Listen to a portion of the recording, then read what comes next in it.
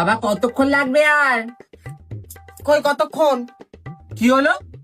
না না এই এই কি হলো, ঢুকলে কেন তুমি? আরে বাবা। দাঁড়িয়ে আছো তো, আমি দেখতে পাচ্ছ না নাকি ও তুমি? বাবা গো, ভোরের বেলায় এসে আমি ইট পেতে গেছি।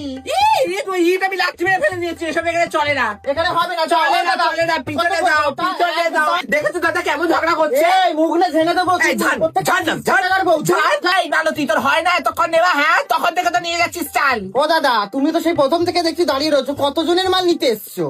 এই, দাঁড়াও, দাঁড়াও, দাঁড়াও। কোথায় যাচ্ছ? রেশন তুলতে যাচ্ছ? তোমার বস সরকারি চাকরি করে না? বাবা একই তো বড় লোক, আবার গরিবদেরটাও মেরে খাচ্ছ বলো? ওপরেও করাচ্ছ, নিচেও করাচ্ছ, বলো। লোভ কমে নাই মহিলার, হ্যাঁ। কাণ্ডজ্ঞায় নেই তোমার, লজ্জাও করে না। যাও ভিতরে যাও। তোমরা তো শুনেছি দামি চাল খাও, যাও। চাল খেতে এসছো। যাও পিছনে যাও। একটু দূরে সর না, গায়ে উঠে আসছিস কেন?